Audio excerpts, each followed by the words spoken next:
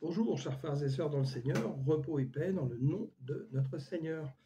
Aujourd'hui, nous allons évoquer le thème du tout en tout, c'est-à-dire comment Dieu est le tout en tout, et que si nous vivons par la foi, nous sommes avec Dieu, Dieu est avec nous, et ne pas extérioriser sans arrêt Dieu comme si c'était quelque chose qui est loin de nous, ce qui n'est pas le cas. On va s'appuyer sur les textes. Je pense que je vais faire ça en plusieurs parties parce que c'est assez long.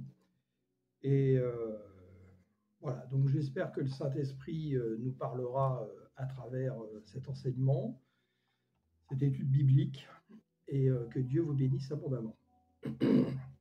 Donc l'Éternel, le tout en tout. La parole de Dieu, l'Éternel, a cette particularité, surtout si nous sommes réellement nés de nouveau, nés d'en haut, par le Saint-Esprit de Dieu, en notre foi, en la personne de Jésus, le Messie, Yeshua HaMashiach, Jésus le Christ. Elle se complémentarise tout au long de son récit au travers de la bouche de ses vrais prophètes. On va faire un aparté vite fait sur la naissance d'en haut. À cause de, malheureusement encore une fois, la Bible de Louis II qui dans Jean 3,7 dit « Il vous faut naître de nouveau », aujourd'hui, on entend dire sans arrêt si vous êtes né de nouveau. Or, né de nouveau n'est pas le terme le plus approprié, en fait, parce que la vraie traduction est si vous êtes né d'en haut. Et en fait, ça va même plus loin. On le voit dans la Bible de Jérusalem, qui souvent est une des meilleures traductions avec la Bible Summer, au niveau du sens, vraiment de la pensée de Christ. Il est dit « Ce qui est né de la chair est chair, ce qui est né de l'esprit est esprit. Ne t'étonne pas si je t'ai dit, il vous faut naître d'en haut. Le vent souffle où il veut et tu entends sa voix, mais tu ne sais pas d'où il vient ni où il va. Ainsi en est-il de quiconque qui est né de l'esprit. » Et dans Summer, on va être encore plus précis. Ne sois donc pas surpris si je t'ai dit, il vous faut renaître, donc c'est bien une nouvelle naissance, d'en haut. Le vent souffle où il veut, tu entends le bruit, mais tu sais ni d'où il vient, ni où il va. Il en est ainsi pour quiconque est né de l'esprit. Donc oui, c'est bien une renaissance d'en haut, par l'esprit de celui qui est venu d'en haut, Jésus. Le pain de vie qui descend du ciel. Donc essayons d'arrêter de dire on est né de nouveau, et on va le voir pourquoi. Parce que né de nouveau, ce n'est pas suffisant. Si on pense que la naissance de nouveau, c'est d'être passé au baptême. Et concernant donc ce que beaucoup appellent la naissance née de nouveau, et qui est en fait une renaissance née d'en haut, pour être précis, cela se passe en 2 étapes. Rappelons-le, ce n'est pas parce que vous êtes baptisé, immergé dans l'eau, que vous avez la renaissance d'en haut. C'est la première étape seulement. Vous êtes mort en Christ, comme enseveli, ressuscité en Christ. C'est la première étape, le baptême de repentance. Mais il faut recevoir aussi la naissance par le baptême du feu du Saint-Esprit. Et là, nous sommes dans le processus complet de la renaissance d'en haut. Donc le baptême du Saint-Esprit, souvent on va orchestrer donc le parler en langue. Et il n'y a pas de règle. Vous pouvez recevoir le baptême du Saint-Esprit avant le baptême de repentance. Vous pouvez le recevoir pendant, donc par le baptême de l'eau, et vous pouvez le recevoir après. Il n'y a pas de règle particulière. Mais ce qui est sûr, c'est qu'à un moment donné, vous devez sentir justement que le Saint-Esprit vraiment vient vous toucher, et vous allez le sentir. Parce que beaucoup de choses vont changer dans votre vie. Les choses que vous faisiez avant, vous ne pourrez plus les faire. Vous n'aurez pas le même regard sur les choses. Il y a des films que vous ne pourrez plus regarder, des musiques que vous ne pourrez plus entendre, des gens que vous ne pourrez plus fréquenter. Le Saint-Esprit vient éliminer beaucoup de choses dans le cœur. C'est la parabole du semeur, où il vient arracher les pierres, les ronces qui sont dans notre cœur. Et il nous fait grandir justement dans notre devenir en Christ. Voilà, je voulais faire cette petite aparté. Donc je continue. Elle donne un sens solide à celui qui croit par la foi, appuyé sur une fondation solide, le rocher, le Machia en la personne de Jésus, le Shiloh, l'Emmanuel de Dieu, celui qui est le Seigneur, Yahweh Adonai. En hébreu, contrairement au grec, un mot peut avoir bien des sens et son contraire. Et c'est l'esprit qui nous conduit à comprendre le bon sens du mot auquel est attachée la parole. Exemple, l'aigle dans la Bible. Deutéronome 32. L'Éternel a pour bien son peuple, les enfants de Jacob, voilà sa possession. L'Éternel l'a trouvé dans une steppe aride, dans un désert inhabité rempli de hurlements. Il a pris soin de lui et il l'a éduqué. Il a veillé sur lui comme sur la prunelle de ses yeux. Il fut comme un grand aigle qui pousse sa couvée à prendre son envol, planant sur ses aiglons, puis étendant ses ailes, il les a pris et portés sur ses ailes. On voit là que l'on parle de l'Éternel, en la personne de Jésus le Christ, prophétisant la venue du Messie, qui sauvera son peuple, qui lui est resté fidèle, peuple égaré de toutes parts, qu'il va rassembler, et offrant par sa mort et sa résurrection une nouvelle naissance d'en haut. Le Christ est comparé à un aigle, un oiseau qui est au sommet et qui prend de la hauteur pour tout voir.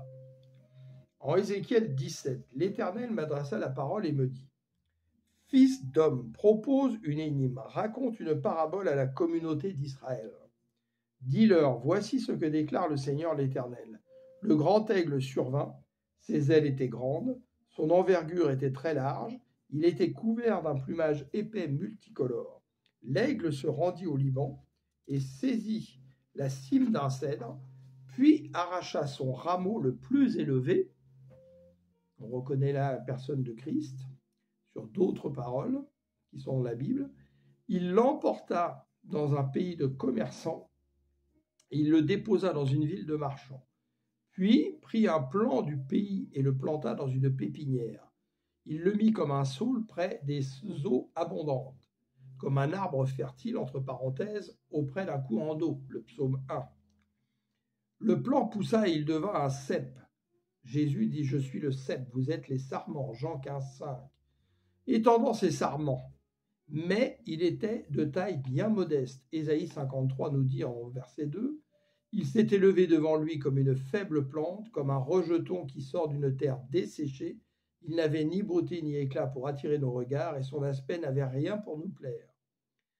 On continue, ses sarments se tournaient vers l'aigle, Ésaïe 17, 7. En ce jour, l'homme regardera vers son Créateur, et ses yeux se tourneront vers le Saint d'Israël. Et on continue, et ses racines restaient sous lui. Il se développa, produisit des rameaux et poussa des serments. Ce que le Seigneur dit quand il parle que son père est la vigne, lui il est le cep, nous sommes les sarments. Versus, donc son contraire, juste après, Ézéchiel la suite, 17,7.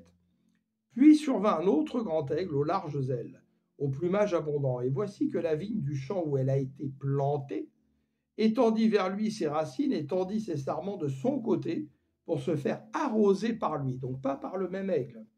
Mais elle avait été plantée dans un bon champ, à l'origine. C'est le début d'Ézéchiel. Près des eaux abondantes où elle poussait des rameaux et produisait du fruit, où elle était devenue une superbe vigne. Dis-leur, voici ce que déclare l'Éternel, le Seigneur. Va-t-elle prospérer ? Le premier aigle ne va-t-il pas arracher ses racines et la dépouiller de ses fruits pour les laisser sécher ? Matthieu 21, 18, le matin, en retournant à la ville, il eut faim. Voyant un figuier sur le chemin, il s'en approcha. Mais il n'y trouva que des feuilles et lui dit que jamais fruit ne naisse de toi. Et à l'instant, le figuier sécha. C'est exactement comme quand il parle de la vigne, où il demande au Père d'émonder et que tout ce qui ne porte pas de fruits est jeté au feu. Alors, toutes les jeunes pousses se flétriront. Il ne faudra ni grand effort, ni une armée nombreuse pour les déraciner complètement. Voici, elle était bien plantée, mais pourra-t-elle prospérer ? Dès que le vent d'Orient se mettra à souffler sur elle, ne desséchera-t-elle pas entièrement ? Oui, sur le terrain même où elle avait poussé, elle desséchera. Alors l'Éternel continue à m'adresser la parole et me dit : demande, je te prie, à cette communauté rebelle si elle comprend tout ce que cela signifie. Donc on voit ici que l'aigle a deux sens opposés, comme très souvent dans des mots hébreux et des pensées qui sont dans la Bible. Comme si la frontière se dessine au rasoir entre la ténèbre de Dieu qui est en absence de révélation et la ténèbre de Lucifer qui est un aveuglement. Le premier représente Dieu et son Fils, l'Éternel, qui ne sont en réalité qu'un. Et de l'autre, déguisé en ange de lumière, qui vient pervertir son peuple et le planter ailleurs pour sa perdition, on retrouve quoi? On retrouve Satan sous la personne d'un homme qui prend la tête de la nouvelle Babylone. Aujourd'hui, on voit sur des profils Facebook, WhatsApp, bien des gens, surtout des pasteurs, utiliser l'aigle comme un symbole. Attention, ne t'élève pas tout seul par ton orgueil et ta vanité, comme le deuxième aigle. Laisse Dieu t'élever lui-même sous les ailes du grand aigle, Jésus, parce que tout comme lui, tu resteras et tu seras humble et serviteur. Et là, Dieu t'élèvera parce que tu obéis à ses commandements. Donc revenons au point de départ, le sens des mots dans la parole. Ésaïe 6, 7, 13. Ésaïe dit alors, écoutez donc, maison de David, est-ce trop peu pour vous de lasser la patience des hommes, que vous lassiez encore celle de mon Dieu? C'est pourquoi le Seigneur lui-même vous donnera un signe. Voici, la jeune fille deviendra enceinte, elle enfantera un fils, et elle lui donnera le nom d'Emmanuel, D''Emmanuel, le nom de le Emmanuel. Quand il y a un D', ça veut dire de le. Mais pour faire plus beau, on dit D'. Donc c'est bien le Emmanuel, l'Emmanuel, une fonction en fait, à travers ce que signifie le nom. On va étudier les différents noms que le Christ a reçus dans la Bible. Il mangera de la crème et du miel jusqu'à ce qu'il sache rejeter le mal et choisir le bien. Il en est pareil pour nous. Nous sommes des frères en Christ, il est le premier de plusieurs frères. Sur cette terre, nous devons apprendre à faire la même chose. Mais avant que l'enfant sache rejeter le mal et choisir le bien, le pays dont tu crains les deux rois sera abandonné. L'Éternel fera venir sur toi, sur ton peuple et sur la maison de ton père, des jours tels qu'il n'y en a point eu depuis le jour où Éphraïm s'est séparé de Juda, le roi d'Assyrie. Donc Éphraïm, c'est la descendance de Joseph. Juda, la descendance de Juda. Vous allez voir pourquoi je dis ça, on va y venir après. Ézéchiel 37 en parle.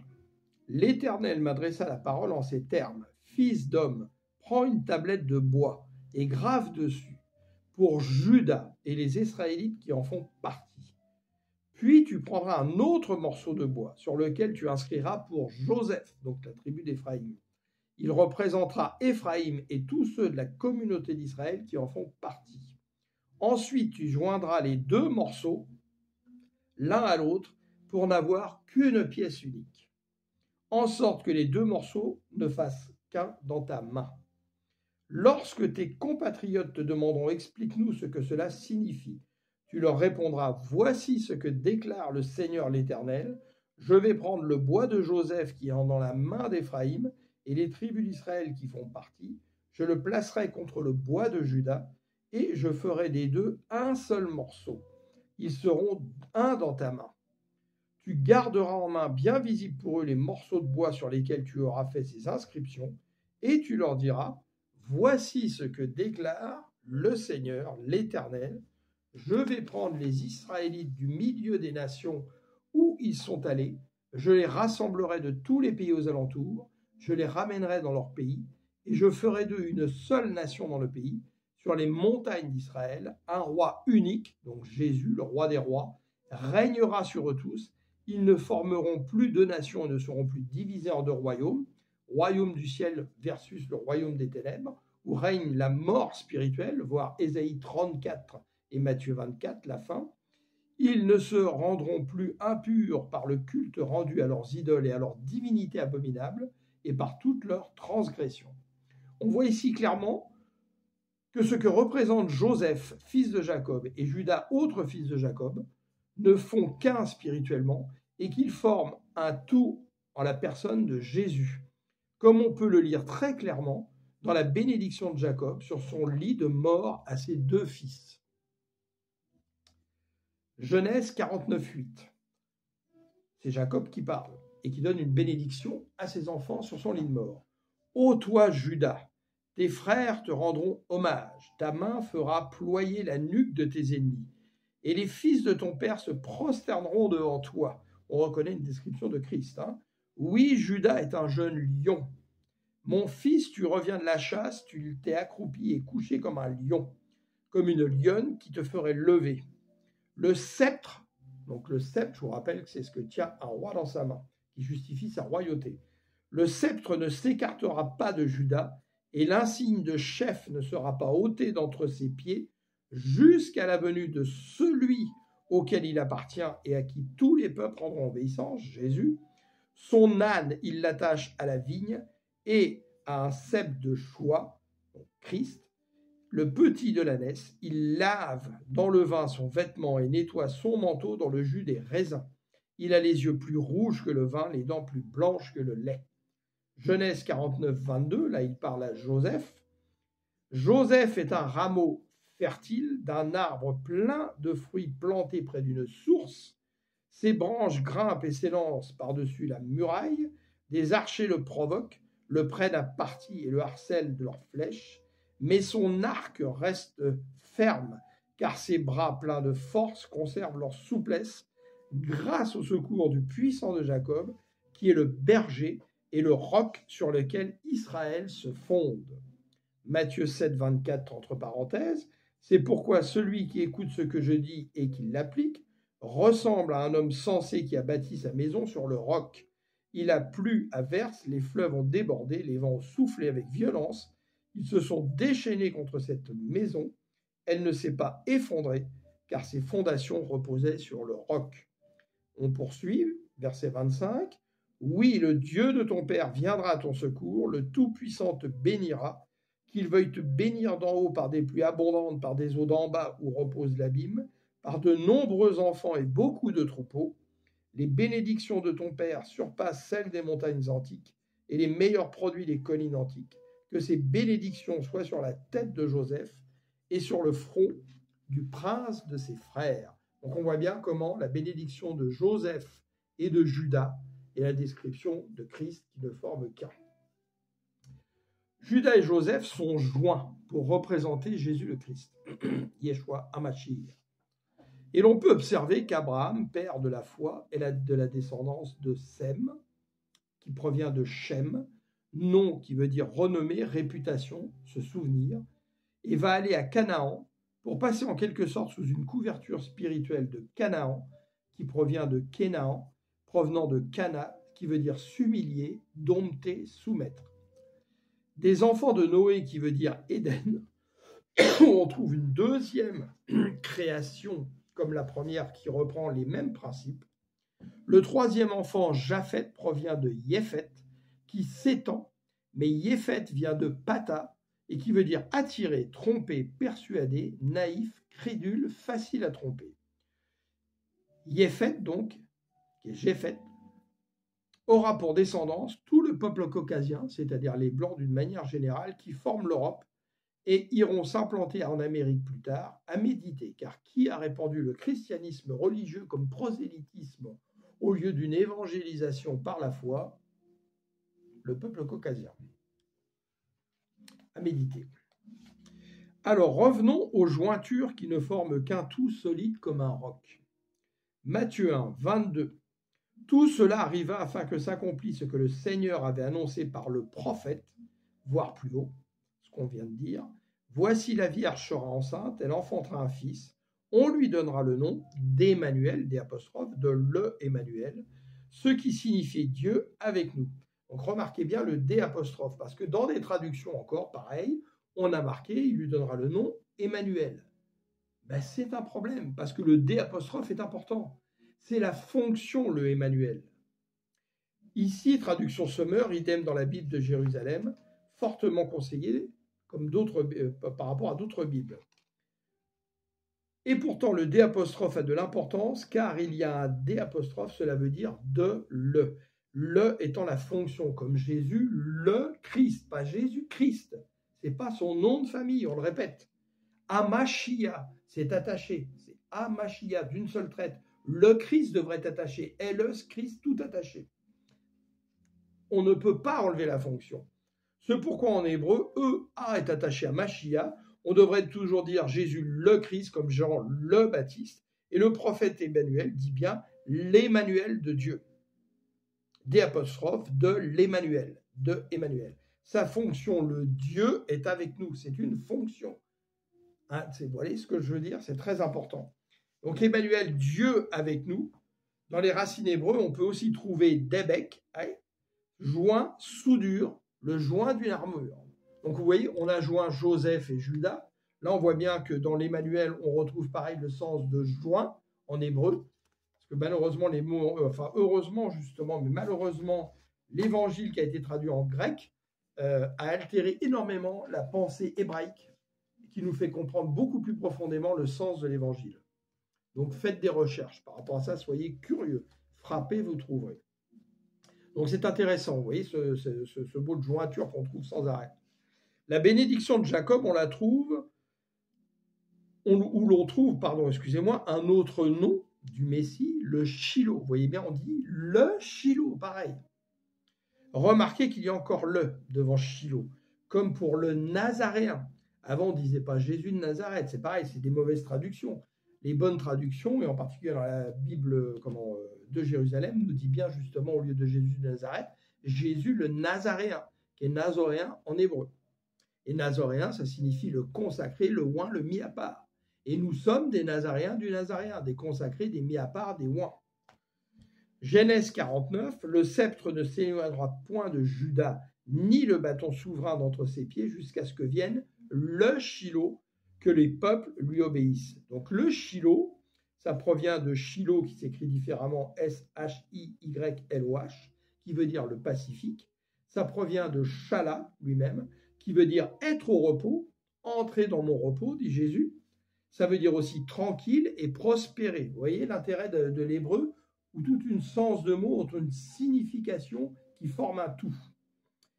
Jésus, c'est Jésus en grec, l'éternel et le salut. En hébreu, on trouve Yehoshua, qui provient de Shayut, qui veut dire vivant, qui provient lui-même de Shaya, qui veut dire vivre, retrouver la vie, revivre, être guéri, sortir de la maladie, du découragement, de la faiblesse, ressusciter, préserver la vie, laisser vivre, donner la vie, accélérer, raviver, rafraîchir. On voit bien que tout ça est attaché à la personne de Jésus. Donc également, Jésus, le Messie, est la pierre d'angle. Une pierre d'angle, en construction, c'est la pierre qui relie deux murs perpendiculaires. Elle est là, la pierre d'angle, pour que les deux murs tiennent et ne s'effondrent pas. Donc on voit bien encore le sens de joindre, la jointure. Pour finir,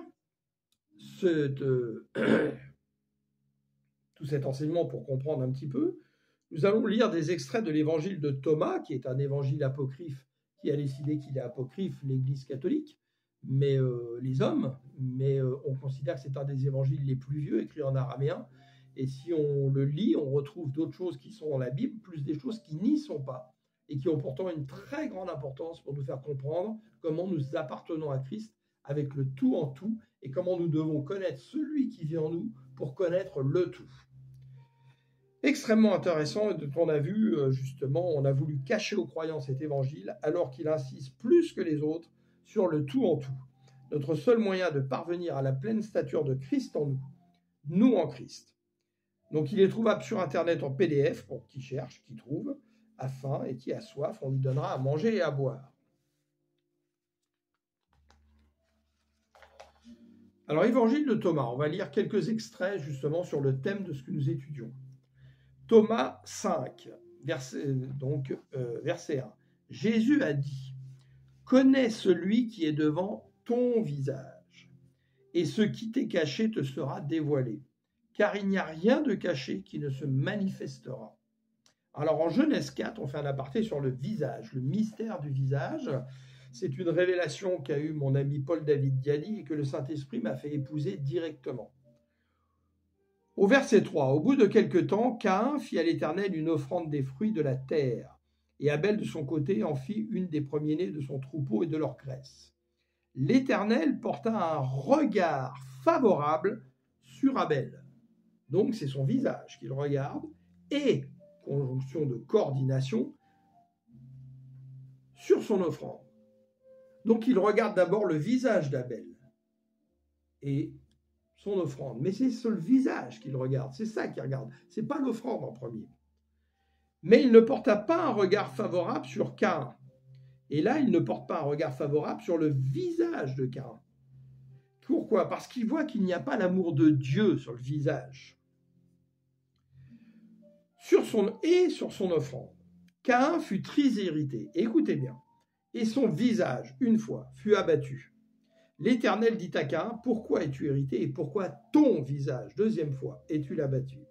Certainement, si tu agis bien, tu relèveras ton visage. C'est-à-dire que tu vas dominer sur le péché qui est dans ton cœur pour justement l'éliminer. Et si tu agis mal, le péché se couche à la porte et ses désirs portent vers toi, mais toi domine sur lui.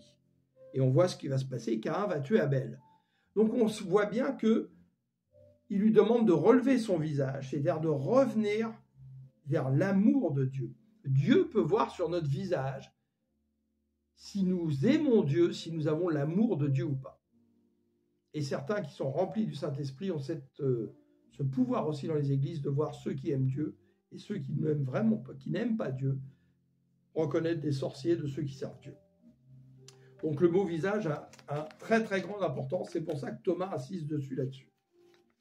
Thomas 2. Heureux est le lion que l'homme mangera, et le lion sera homme. Il est en train de dire, donc justement, dans Jean 6, qu'est-ce que nous dit le Christ? Mon corps est une nourriture. Celui qui me mange, celui qui boit mon sang, je le ressusciterai au dernier jour. Donc là, il est en train de parler de celui qui mange le Christ, celui qui a mangé le pain de vie et qui devient quelque part Christ lui-même, comme dit l'Écriture. Ce n'est plus moi qui vis, c'est Christ qui vit en moi. Et souillé est l'homme que le lion mangera, et le lion sera homme. Le premier lion est le lion de la tribu de Juda, le Christ.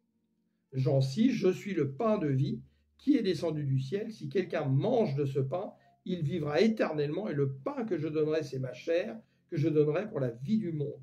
Un peu plus loin, Jésus leur dit, en vérité, je vous le dis, si vous ne mangez la chair du Fils de l'homme, si vous ne buvez son sang, vous n'avez point la vie en vous-même. Celui qui mange ma chair et qui boit mon sang a la vie éternelle, et je le ressusciterai au dernier jour, car ma chair est vraiment une nourriture et mon sang est vraiment un breuvage. Celui qui mange ma chair et qui boit mon sang demeure en moi et je demeure en lui. Le deuxième lion qui mange l'homme est le diable, qui rôde comme un lion qui cherche une proie à dévorer. 1 Pierre 5, soyez sobre, veillez, votre adversaire le diable rôde comme un lion rugissant, cherchant qui il dévorera, résistez-lui avec une foi ferme. Si tu agis mal, le péché se couche à ta porte et tes désirs se portent vers toi, ce qu'il a dit à Caïn. Donc on voyait bien que là on utilise pareil le mot lion comme on a utilisé l'aigle tout à l'heure, mais il y en a un qui représente le Christ et l'autre qui représente Satan. Si le lion te mange, tu es comme Satan. Si tu manges le lion, tu es comme le Christ. Vous voyez la profondeur qu'il n'y a pas dans les autres Bibles, parce que justement on a sorti ces versets. Pourquoi? Parce que ceux qui nous gouvernent et les religieux n'ont pas envie que vous grandissiez dans votre stature en Christ, mais de vous maintenir enchaînés là où Christ vous a libérés. Je vous rappelle que cette chaîne n'a qu'un objectif, c'est de nous aider à grandir dans notre pleine stature de Christ pour nous exercions les pouvoirs que Christ nous a donnés par pouvoir de délégation. Thomas 67. Jésus a dit, celui qui connaît le tout, s'il est privé de lui-même, est privé du tout. Parce qu'il faut que tu connaisses Christ qui est en toi. Si tu ne connais pas Christ qui est en toi, tu es privé du tout, de l'éternel qui est partout. Donc, là, il nous dit, connaît-il Christ lui-même? Est-ce qu'on connaît Christ qui est en nous? Si ce n'est pas le cas, nous ne sommes pas en communion avec le tout. Voilà la première partie. Et nous allons étudier le reste dans la deuxième partie en continuant. J'espère que déjà cela peut vous faire méditer, que vous allez chercher vous-même l'évangile de Thomas pour le parcourir, le méditer, réfléchir, demander à Saint-Esprit de nous révéler les choses qui ne sont pas forcément claires au premier abord. Soyez bénis dans le nom de Jésus et on se retrouve pour la deuxième partie du tout en tout. Amen.